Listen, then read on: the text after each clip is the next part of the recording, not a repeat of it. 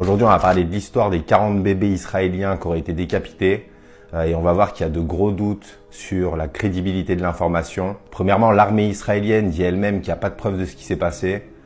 Donc toute cette histoire est basée sur des on-dit, sur des journalistes qui auraient entendu des soldats dire qu'il y avait des bébés morts. Et au contraire, sur Twitter, il y a plusieurs journalistes qui sont sur place et qui disent qu'ils n'ont jamais entendu parler de ça. Par exemple, il y a Samuel Fauré qui est un journaliste au Monde et qui dit sur Twitter « J'étais hier à Kfar Aza, personne ne m'a parlé de décapitation, encore moins d'enfants décapités, encore moins de 40 enfants décapités. » Et même la journaliste qui est à l'origine de cette affaire a depuis changé de version. Au début, elle affirmait que 40 bébés avaient été décapités.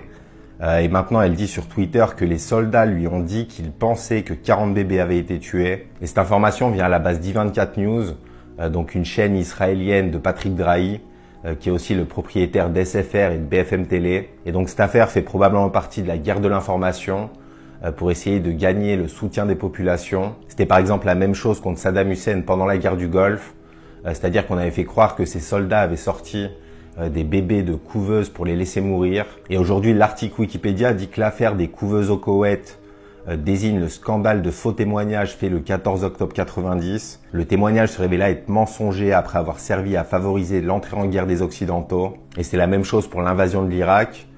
Les Américains affirmaient que l'Irak possédait des armes de destruction massive.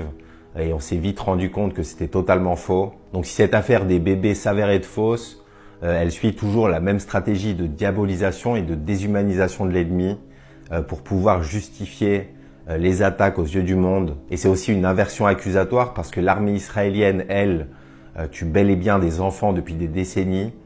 Et dans ces cas-là, les informations sont vérifiables et les preuves sont disponibles. Qu'Allah nous guide. Salam alaikum wa rahmatullah.